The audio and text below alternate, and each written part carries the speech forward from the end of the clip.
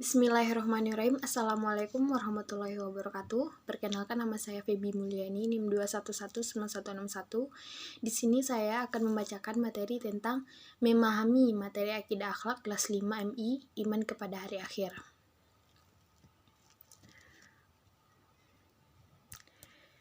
Yang pertama, KIKD Akidah Akhlak kelas 5 MI.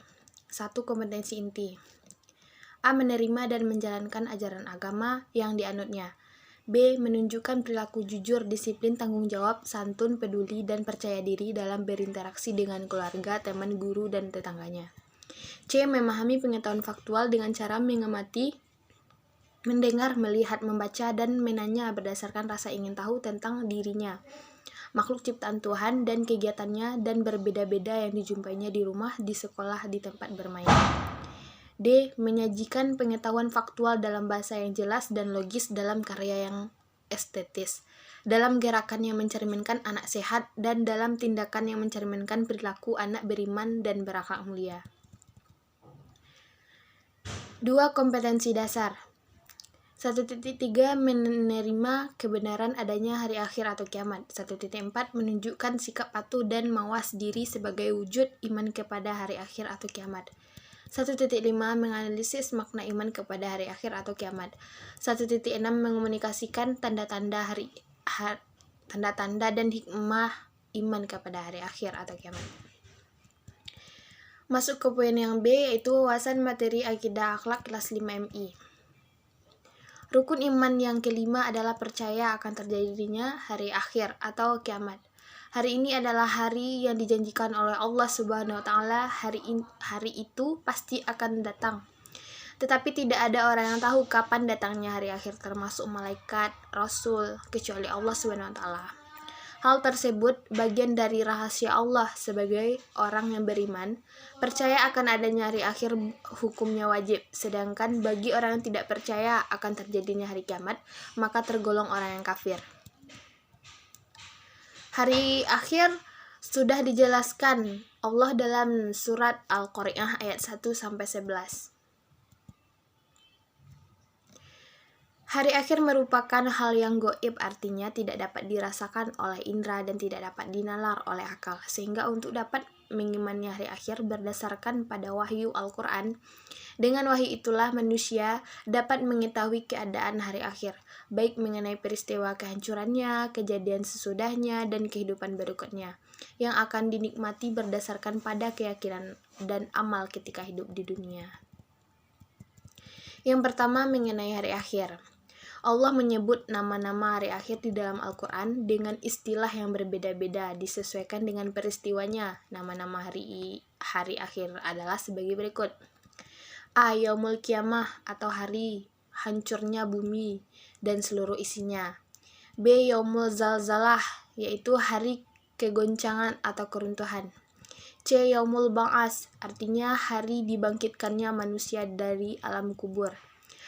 D. Yaumul Masyar, yaitu hari dikumpulkannya manusia di padang masyar.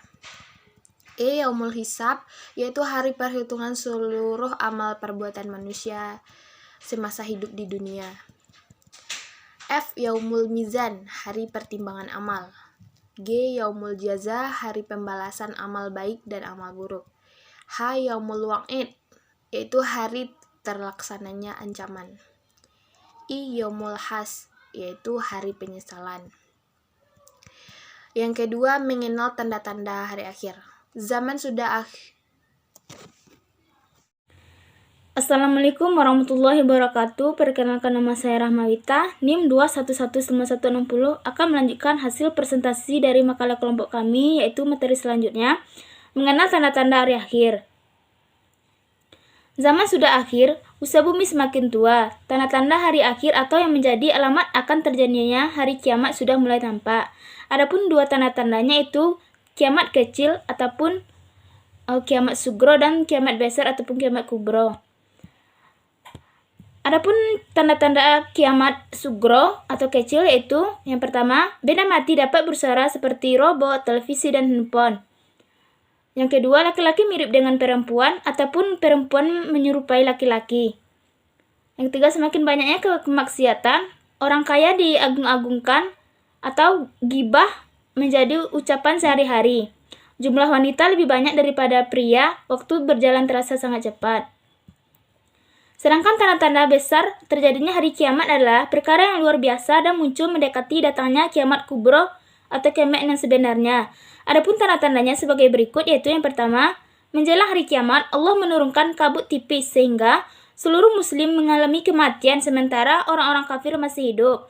Yang kedua, munculnya Dajjal. Dia akan mengakui dirinya sebagai Tuhan. Salah satu ciri khusus Dajjal adalah sebelah mata buta dan di keningnya terdapat tulisan kafir.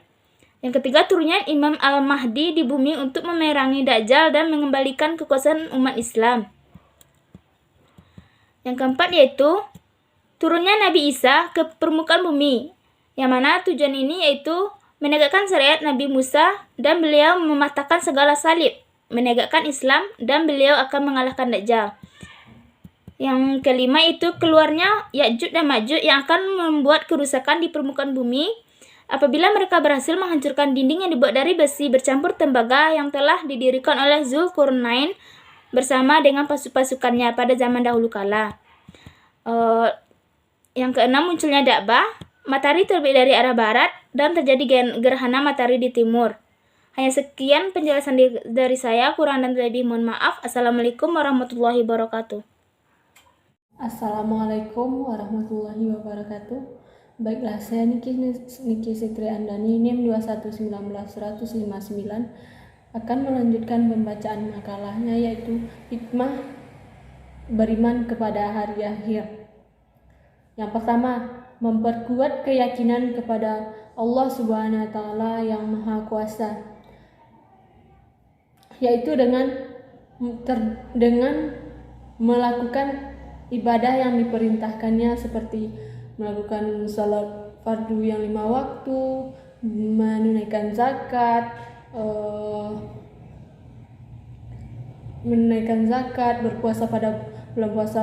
berpuasa pada bulan Ramadan. Dan kedua, terdorong taat beribadah. Taat di dalam iman ini yaitu melakukan salat yang 5 waktu dengan tepat waktu,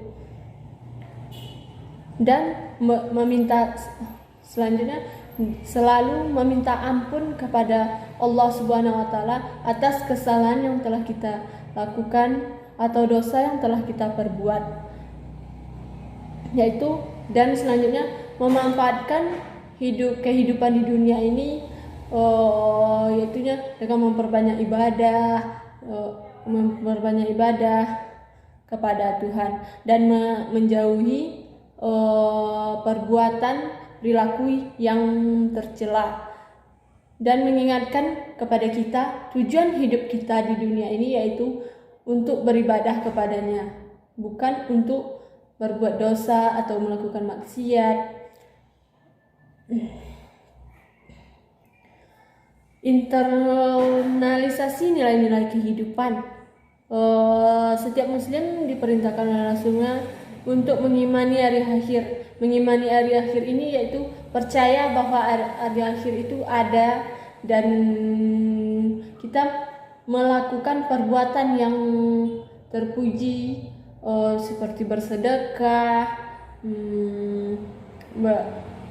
salat 5 waktu, berpuasa pada bulan Ramadan, berbuat baik kepada sesama manusia,